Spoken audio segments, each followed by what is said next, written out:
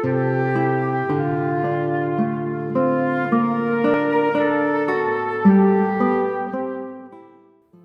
pagi Bapak Ibu Saudara-saudari yang terkasih dalam Yesus Kristus.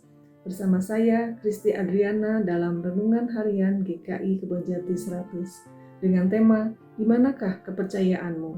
Firman Tuhan diambil dari Lukas 8 ayat 22 sampai 25. Saya akan membacakannya untuk kita semua. Pada suatu hari Yesus naik ke dalam perahu bersama-sama dengan murid-muridnya, dan ia berkata kepada mereka, "Marilah kita bertolak ke seberang danau." Lalu bertolaklah mereka.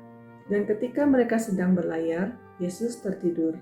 Sekonyong-konyong turunlah tofan ke danau, sehingga perahu itu kemasukan air dan mereka berada dalam bahaya.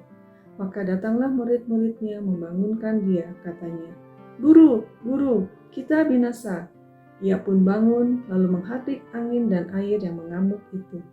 Dan angin dan air itu pun reda, dan danau itu menjadi teduh. Lalu katanya kepada mereka, "Di manakah kepercayaanmu?" Maka takutlah mereka dan heran. Lalu berkata seorang kepada yang lain, "Siapa gerangan orang ini, sehingga ia memberi perintah kepada angin dan air, dan mereka taat kepadanya?" Ayat di atas bercerita tentang badai yang menghantam murid-murid dalam perjalanan mereka.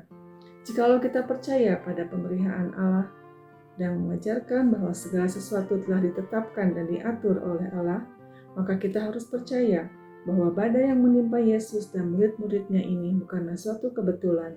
Semua ini tentu ada maksud dan tujuannya. Maksud dan tujuan Tuhan memberikan badai, yang pertama, Tuhan mau agar murid-muridnya menyadari kelemahan mereka. Satu hal juga tidak kebetulan bahwa dalam peristiwa ini terjadi di Danau Galilea. Ingat bahwa beberapa dari murid Yesus adalah nelayan-nelayan yang sudah biasa mengarungi Danau Galilea. Boleh dibilang itu adalah lapangan mereka, dan mereka sudah berpengalaman di lapangan tersebut. Tapi justru sekarang di lapangan tersebut mereka mendapatkan badai dan gelombang yang menghantam mereka sehingga mereka pun nyaris binasa. Apa sebenarnya yang mau dikatakan Tuhan lewat semuanya ini? Tuhan mau mengatakan bahwa sesungguhnya mereka adalah orang-orang yang lemah, yang tanpa Tuhan pasti binasa. Yang kedua, Tuhan mau menguji dan menguatkan iman murid-murid Tuhan Yesus. Dengan melalui badai, ombak yang mengamuk, dan gelombang laut yang dialami murid-muridnya, kita dapat melihat apakah mereka tetap beriman dan berpegang teguh pada perintah Tuhan. Tetapi apa yang terjadi?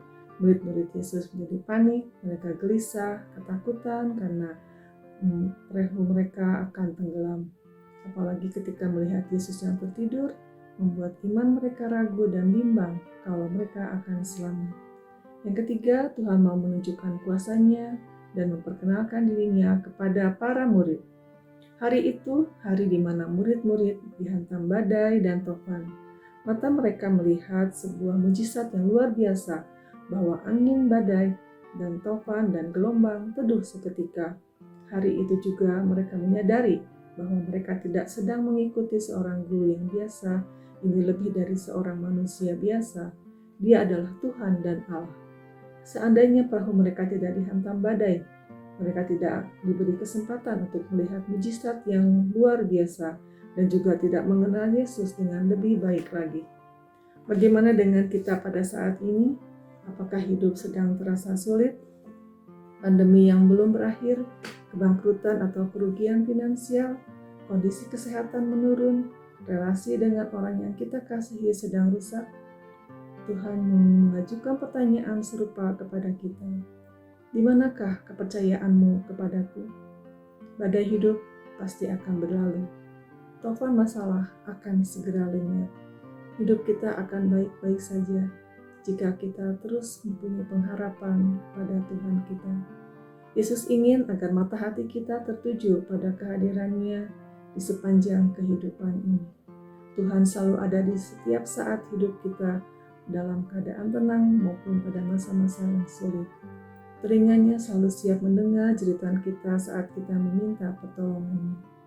Jadi, jika kita tidak pernah mengalami sakit, jika kita tidak pernah mengalami kesedihan, kekurangan, ketakutan, kebimbangan, dan masih banyak permasalahan lagi.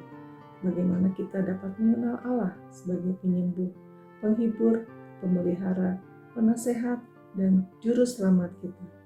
Karena itu, janganlah mengeluh, janganlah bersungut-sungut, janganlah kehilangan kepercayaan apabila perahu kehidupan kita dihantam badai. Tetapi tetaplah bersyukur karena semua sudah diatur oleh Tuhan untuk memberi kita kesempatan melihat kuasa-Nya dan mengenalnya lebih dalam lagi. Tuhan Yesus memberkati.